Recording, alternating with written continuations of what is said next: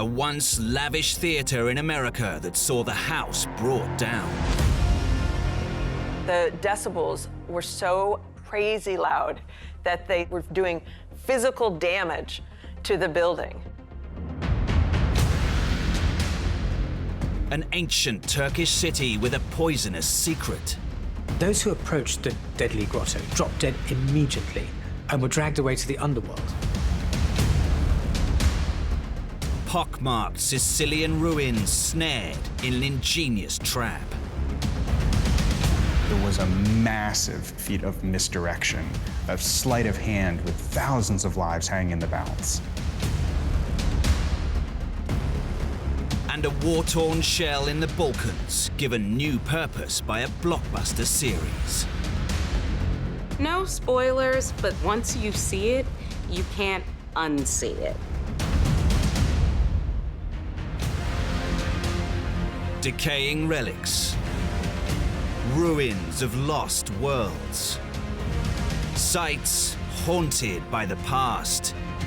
Their secrets waiting to be revealed.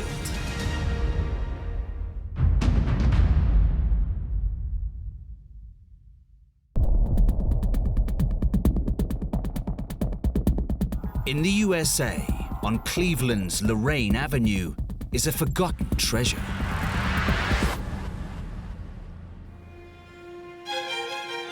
There's some older homes, there's some empty storefronts, and it's all just a little bit run down. Then you see this marquee with the word variety on it. This could only be a theater. Despite its modern sign, the interior has seen better days. When you step inside, it's like you're going back in time. You have turnstiles, massive mirrors, rusting machinery. There's plaster that's peeling off the walls. There's giant chandeliers. The main hall is kind of a beautiful wreck, but clearly in its heyday, this was quite the place. Having entertained generations in majestic surroundings, a surprising event would spell its downfall. It was deafening. I mean, there were chunks of the ceiling literally raining down on top of the crowd. The only way he could stop it was to run in and pull the breaker, ending the power for the whole thing.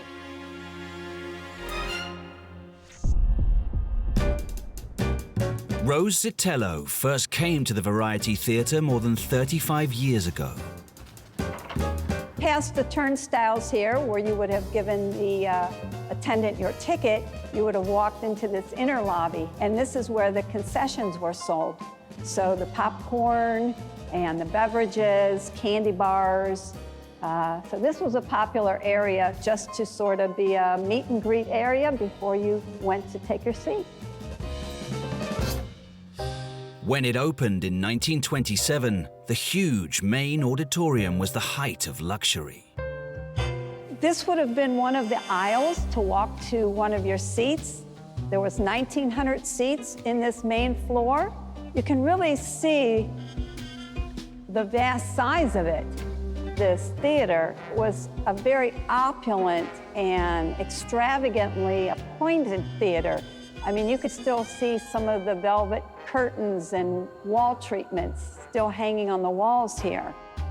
I mean, most people in 1927, maybe they had immigrated here just within the last 10 to 15 years with the large wave of immigration that Cleveland saw at that time. So for them to be able to come to a theater for a modest ticket price and be in a luxury theater for an evening, I think was a very grand event. The house was regularly packed out to see the latest vaudeville shows. Vaudeville acts included musicians, singers, trained animals, magicians. People would pay their nickel or dime at the door and get an evening of what was literally a variety show, a little bit of everything. But the theatre hadn't only been designed for live performances. Vaudeville was competing against a new and exciting medium, moving pictures. So to my right here, is where the magic happens. This is the Peerless Magnart high-intensity lamp. The first film that they opened at the Variety Theater was Hula with Clara Bode. She was a big sex symbol, and this movie was a little controversial. She swims nude in a lagoon. She wears pants. She does a little striptease behind a bush. She's trying to seduce a married man and wins, which is not the way it's supposed to turn out. It was considered scandalous. The crowd was standing clear around 118th, up 119th to get in this theater to see that show. When silent films became talkies in the late 1920s, even more people were drawn to the Variety, and its success attracted a new owner. The Warner Brothers studio decided to buy it in 1929. Warner Brothers was really making a play for theaters all over the country so that they would have a built-in audience for their films. We think it was part of their business model, probably made them an offer that they could not turn down.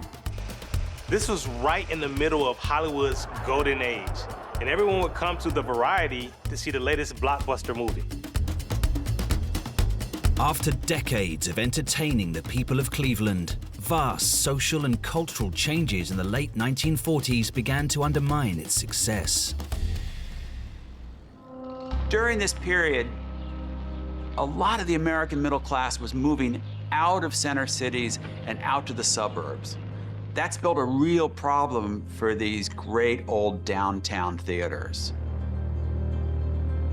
With multiplex cinemas opening out of the city center, with multiple screens, several movies playing, the Variety just couldn't compete. At the same time, a new form of entertainment was gaining the upper hand. With the rise of television, people were staying in and just weren't going to the theater much anymore. They could see great entertainers in their own living rooms. In 1954, Warner Brothers sold the theater, and the coming decades would see its fortunes decline yet further. The theater was sold to different owners, and it was really starting to fall apart. But it wouldn't go out quietly. In 1976, a new owner bought the Variety with a plan to reverse its fortunes. A burgeoning music scene would provide him with a much-needed revenue stream. During the 80s, there was quite a Cleveland presence of independent labels and punk rock bands, and they actually found a home here at the Variety Theater. Through the 80s, the theater hosted a whole series of rock concerts, bands, everything from REM to Metallica. One of these shows would go down in music history. One of the most infamous events was on December 2nd, 1984. And on that evening, everybody knew that Motorhead was playing here. There were at least 1,900 people on the main floor and a couple hundred people more in the balcony. Now, this is a band that is proud of how loud they are. That evening was no different. The volume started out loud. It got progressively louder, louder than the management had pre-authorized and negotiated with the band, and the sound was deafening. The band's volume reached a literally ear-splitting 130 decibels, which would have set the record as the loudest rock performance ever measured, beating a previous performance by The Who. They played song after song at top volume, and the audience kept wanting more, so they kept playing.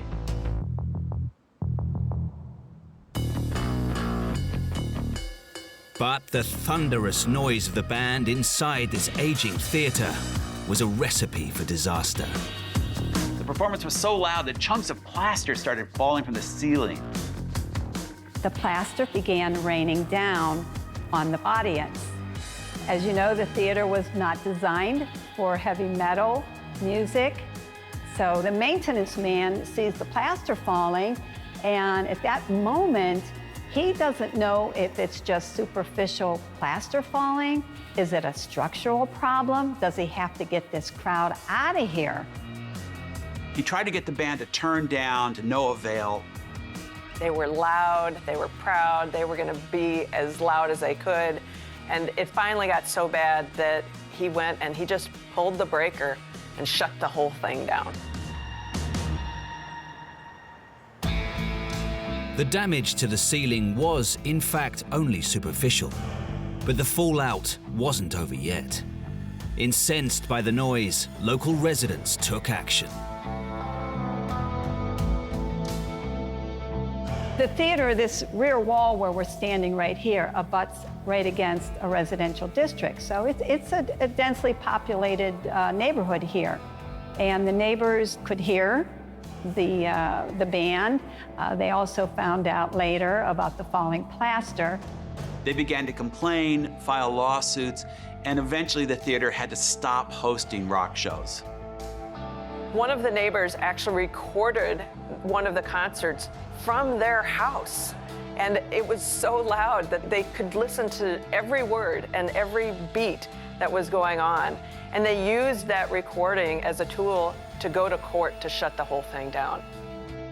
Struggling to survive without the income from live music, the theatre limped on until closing as an entertainment venue in 1990.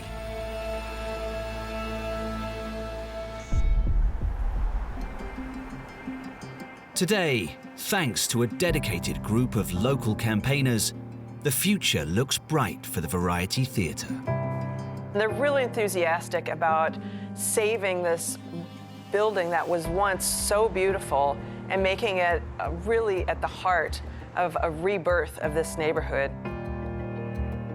With modern technology and sound attenuation measures, the theater can now be restored for live music and without upsetting our neighbors.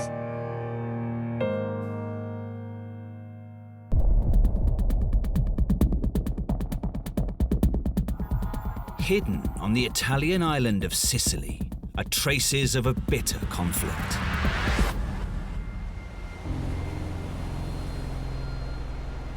So this is an idyllic part of Sicily, looking out towards the Mediterranean Sea.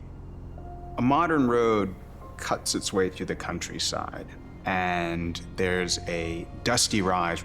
And if you look closely, it seems like there's something built into the hillside.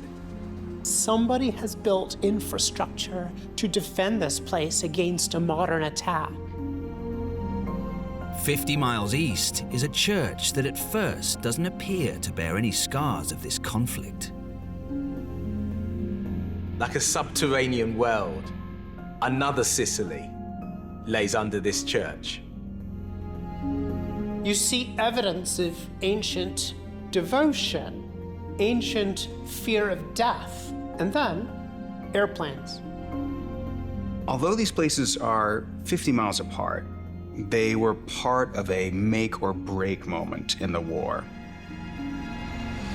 This moment relied on a grand deception, unlike anything that had been attempted before. Nobody would ever believe somebody could try something so desperate. And that's just what they were counting on.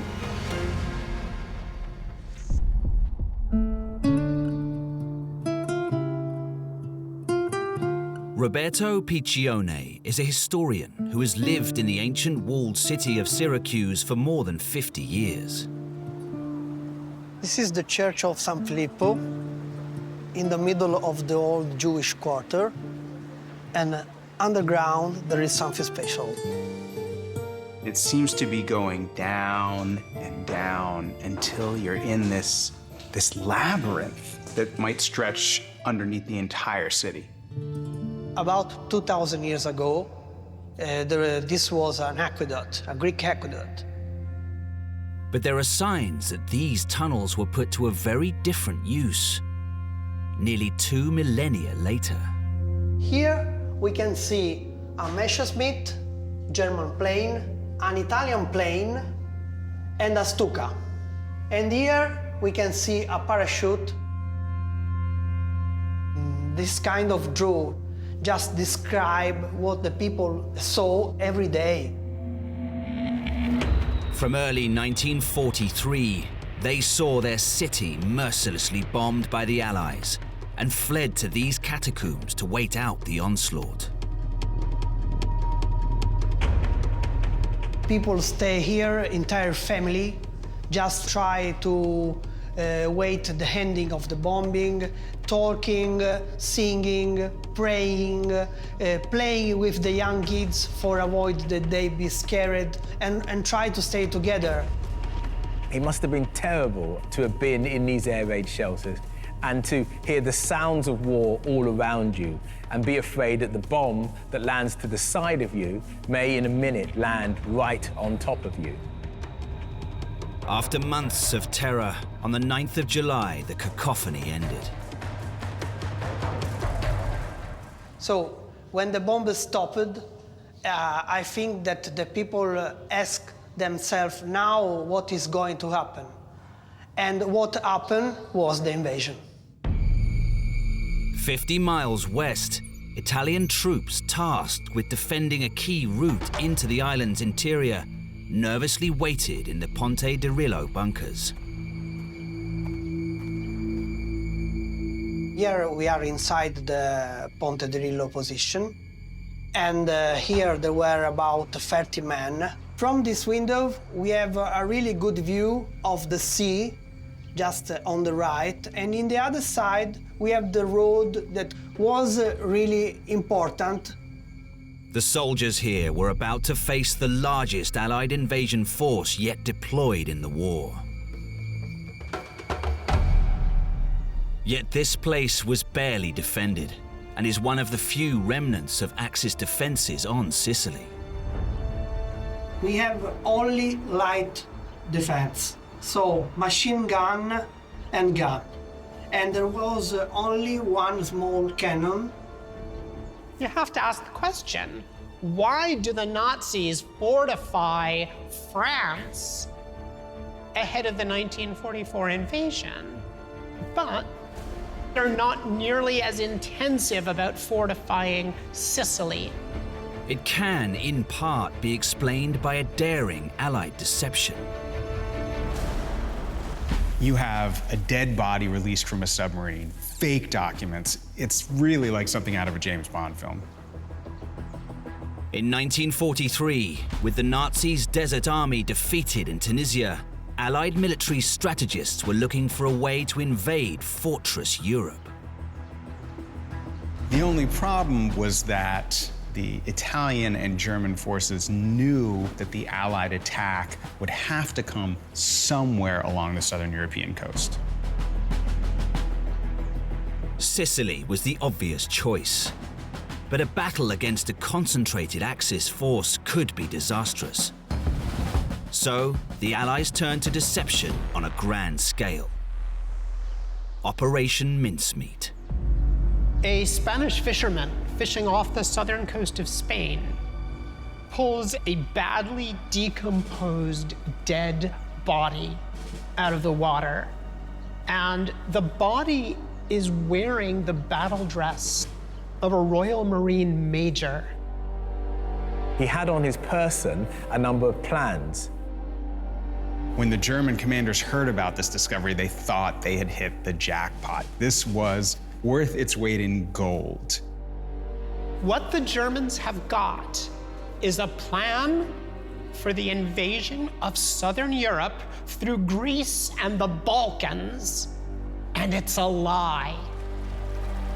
The bogus plan said that any troops moving towards Sicily was simply a decoy. The Axis powers moved their attention away from Sicily, and many of their armaments too, and they weren't ready for an attack there. You had 2 panzer divisions being relocated from the Eastern Front. You had 7 divisions set up in Greece. You had another 10 set up in the Balkans. It was a massive redistribution of forces for an invasion was going to come in a completely different place. Sicily's physical defenses were also neglected. The bunkers at Ponte di Rillo are one of the few remaining signs of war on the island. It doesn't appear as if it's a place ready to defend itself from a major assault. And it wasn't. The 9th of July, 1943. In the dead of night, thousands of Allied paratroopers descend onto the island. Their mission, to secure key positions like Ponte di Rillo. The Americans landed from these hills that we can see in front. There was a total of about 100 paratroopers from different groups that attacked this strong point. All these marks are American bullets everywhere. There were several German tanks. We don't know exactly the number, but it's sure that one was stopped just in front of the ridge. After a very short but fierce battle, they managed to capture the bunker complex. It was supposed to take an entire infantry regiment to capture this, but that hadn't even landed in Sicily yet. When the main landing force arrived on the nearby beaches, Axis opposition on Sicily's southern shores was soon washed away. During the Allied landings, this coast was really full of boats everywhere. The eyewitness, like my father, told me that it was impossible to see the sea. Everywhere there were landing craft, merchant navy ships. Over the next 3 days, the invasion involved 3,000 ships, 150,000 Allied troops, and 4,000 aircraft. And opposing them was a relatively modest German force of only 2 divisions. The German leadership still thought that the main attack was going to come elsewhere. In just under 6 weeks of bitter fighting, the entire island was controlled by Allied troops. Operation Mincemeat wasn't the only reason that the Axis were defeated in Sicily, but it was a really important aspect of it. They don't have an easy time of it, but they have a much easier time than if the Germans had concentrated force there to stop them. The success of this invasion marked a key turning point in the war. For the first time that the Allies were beginning to take back Europe.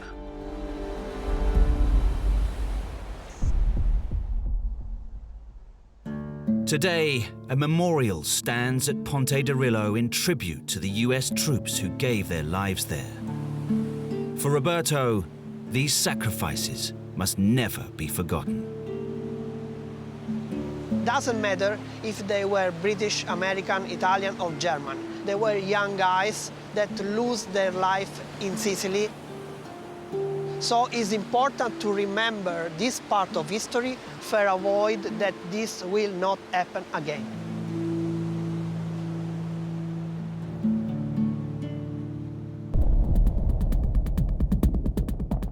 In Croatia, on the outskirts of Dubrovnik, is a once opulent structure that fell victim to tragic circumstance. Just a short distance from one of the oldest cities in Europe, perched on the side of a cliff, is a very big and very modern-looking building. It doesn't appear to be in too bad shape, but the closer you get, you realize that's not at all the case. The whole thing's an absolute mess. Amidst the destruction are traces of a glorious past. There seems to be sort of this panoramic restaurant and then a terrace with swimming pools. Inside, all the rooms look identical, and they've been stripped bare except for a few broken toilets and old bathtubs. But the views out are still fantastic. It's picture postcard stuff everywhere you look. You can tell, in its day, this place was spectacular. Yet, the architectural style suggests a building only 4 decades old. And that makes you think that something very sudden and quite terrible happened here. But from the ruins, a pop culture legend was born. A lot of people know Dubrovnik from the series Game of Thrones. This is where one of the most shocking scenes in the entire series was filmed.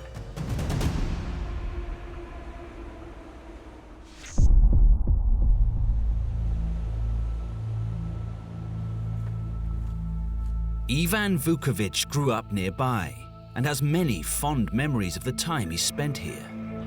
This is a place where I came with my parents. It was my playground. It was the part of my childhood. Everybody loved to come here because it was a pure luxury. And look at it now. It's like the days of glory are over. When construction began in the mid-'80s, Croatia was actually still a part of socialist Yugoslavia, and it was approaching a pretty important juncture in its history. And this building has really come to represent that. Croatia was one of the wealthier Yugoslav nations, and this construction was part of an ambitious plan to further boost the local economy. It's very unusual to get something like this in the times of the 80s or before, because at that time everybody had to be equal. That's some of the theories of socialism. Under socialist rule, the focus was on primary and secondary industries like mining and factories. This building was designed to make money for the country, but in an entirely different way. This was built to attract wealthy Western tourists. This is the Hotel Belvedere. It first welcomed guests in 1985. So this place is one of the rooms of 200 in total of Hotel Belvedere. I found one list, who was here, how much money they spent, and the date is July 25th, 1990. There are mostly people coming from the West, Spain, US, United Kingdom. Croatia never had a hotel like this. This place had everything. It had an indoor pool, it had an outdoor pool, it had international cuisine, it had a discotheque, it even had a helipad. I mean, imagine what it would have been like, looking out over the Adriatic, drinking a cocktail. It must have been fantastic. It wasn't just wealthy Western tourists lured in by all the luxury on offer. My mother could come and spend her money to buy some exclusive things in exclusive shops. And my father was freaking out while he was sitting in a tavern just one deck below. In its first 6 years of operation, it gained a reputation as one of Europe's finest hotels.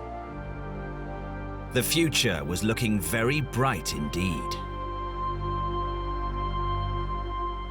But by 1991, a new Yugoslav leader was emerging, one that would tear apart the Balkan states and usher in the end of Hotel Belvedere. Slobodan Milosevic's idea is that he's going to concentrate Yugoslav power in his own homeland of Serbia and its capital, Belgrade. And he's going to take power from the other regions like Slovenia, Croatia, Montenegro, and transport it to Serbia. As far as Croatia was concerned, there was no way they were going to let that happen. They wanted independence. Civil war ensues, and there's battling over every key area, including Dubrovnik, which the Serbs want because of its tourist potential. At 6 a.m. on the 1st of October 1991, the siege of Dubrovnik began. It was attacked from the land, from the sea, and from the air by the Yugoslav National Army.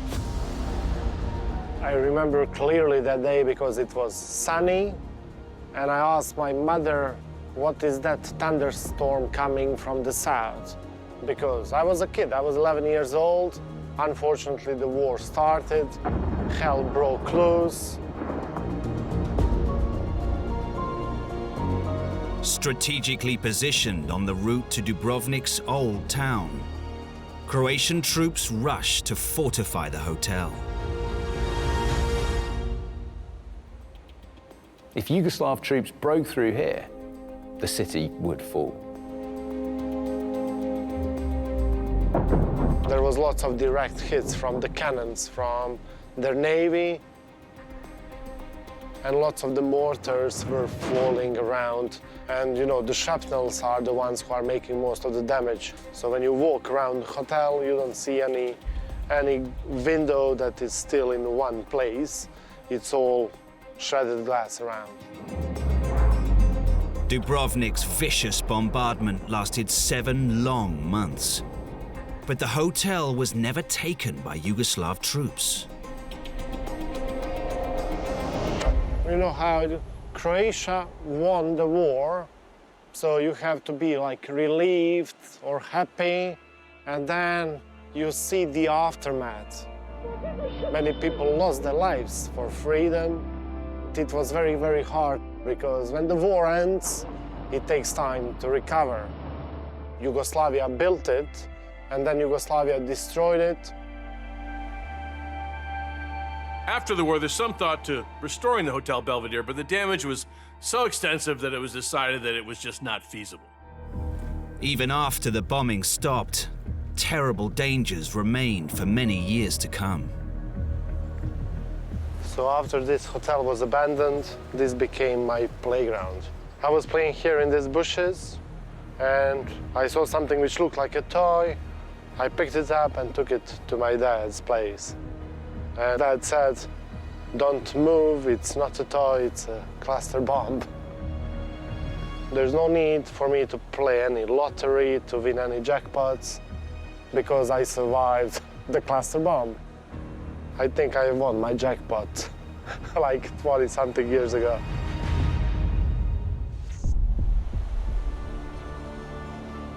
If there's something eerily familiar about the amphitheater, that's because in 2013, it became the location for something different when Game of Thrones came to town. This is where Oberyn fought the mountain in what was an epic battle. The scene was called Trial by Combat, and they've been fighting in this area where all the extras were cheering and being on the side mostly of Oberyn Martell. No spoilers, but this scene was something that once you see it, you can't unsee it. The original Game of Thrones series may now be over, but the hotel's final chapter is yet to be written. The hotel was originally built to attract wealthy Western tourists, and it may live up to that dream. In 2014, it was bought for 12 million euros. So its glory days may yet still return. I would love to see it brand new, to look it through the brand new window, brand new balcony, and still having this amazing views of the city and surrounding areas.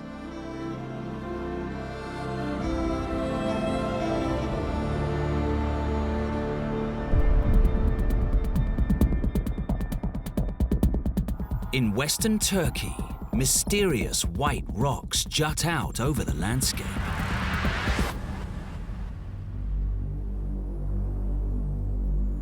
From afar, these rocks look soft and ethereal, like something out of a fairy tale. It's creased with stalactites and tessellated with hundreds of pools of sparkling turquoise water. Though striking, these rocks are hiding something even more extraordinary. Behind this glistening hillside is a whole hidden world, a world that dates back over 2,000 years. If you just happened to be driving on the wrong side of the road, you wouldn't even know that it existed. It exudes a mysterious charm. There are these tumble-down stone buildings.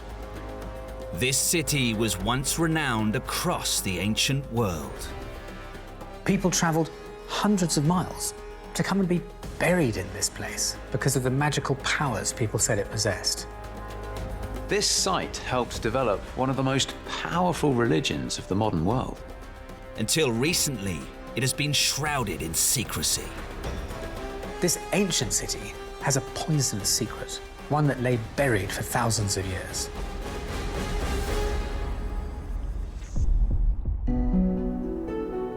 Dr. Ingi Turkalo is a historian who has been working to piece together the truth about Hierapolis. This is the northern city gate, and from it starts the main artery of the town. This city was full of people, a lot of textile business and industry, and there was also a very strong tourism business. The city grew because of the mysterious white rocks that surround it. These otherworldly formations are travertines, and they're limestone cliffs that slowly formed over 400,000 years due to bubbling mineral springs. As the water flows down the hillside, it degasses, leaving behind a bright white trail of calcium carbonate. It's this process that creates the wonderland of pools and terraces. Said to possess healing powers, when it came under Roman rule in the 2nd century BC, Hierapolis drew visitors from across the empire. This was the health resort of the ancients. The rich came here, and the frail came here to spend their final years. Because of this, the necropolis reflects the cultures of many different regions. This is one of the largest cities of the dead to have ever existed. But the popularity of this city had a more bizarre side to it, one that has remained a mystery for centuries. It was said to be the location of a gate to hell, a portal to the underworld, where the toxic breath of the three-headed hellhound Cerberus flowed out of the ground, claiming unsuspecting victims on behalf of his master, Pluto. Legends say those who dared to approach the grotto dropped dead immediately and were taken away to the underworld. Known as Pluto's Gate, pilgrims traveled from far and wide to watch its priests performing arcane rites. The main focus involved sacrifice of animals, especially bulls, to the god and goddess. An important part of the ceremony was dragging in the live animal and then dragging out the dead animal. It wasn't only animals that entered this gate to hell, but also the priests themselves. What they did was they walked into the cave and they came out alive. And this was very shocking for the common people because no other living beings came out alive. The priests sold birds and other animals to the visitors so they could try out for themselves to see just how deadly this area was. It's hard to imagine these dramatic scenes even being real. Surely they're just a fable. Its existence was debated for millennia, until a series of miraculous discoveries were made in the early 2010s. The head of the excavations started surveys, and when they reached down, they found the arch, and they found the inscription stating that it was dedicated to Pluto. The myths were indeed based on fact. There is a round arched gate, a doorway, where the poisonous gas come out, and we would find birds fallen dead underground. Though Pluto's gate existed, one major mystery remained. How did the priests survive when the animals all died? The man to solve the ancient mystery was a volcanobiologist from Germany. He discovered that whereas normal air contains just 0.04% CO2, the air around the shrine contained 80%. Just a few minutes exposure to 10% carbon dioxide can kill you. How the priests survived was actually very simple.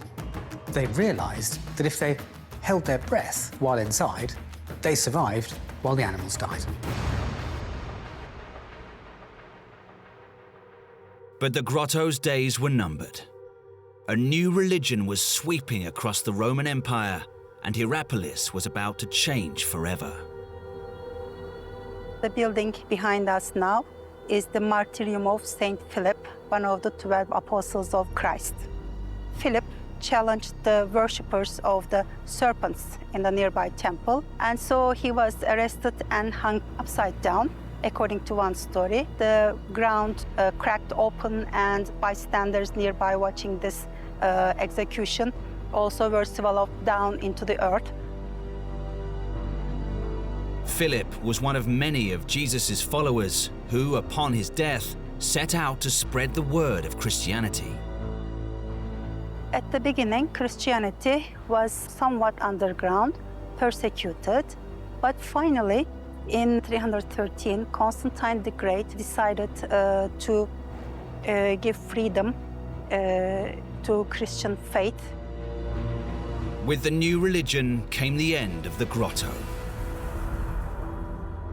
Christians filled Pluto's gate with stones, due to it being a symbolic location for paganism.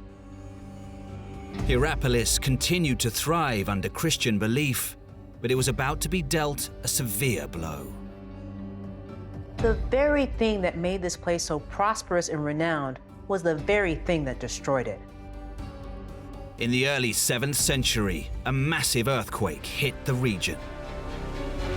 In Hierapolis, all the big monuments fell down, many people died.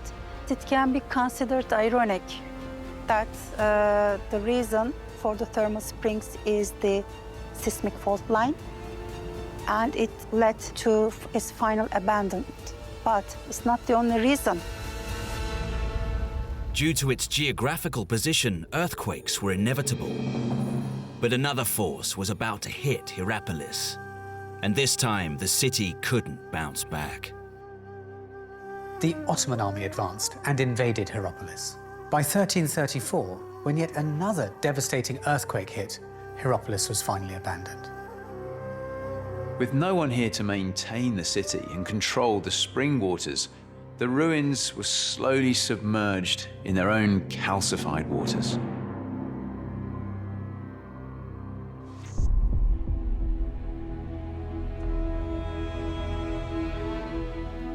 For centuries, the city lay buried and forgotten, until it was rediscovered in 1887. Today, people still flock to its hot springs. But many secrets are believed to remain hidden below these white hills.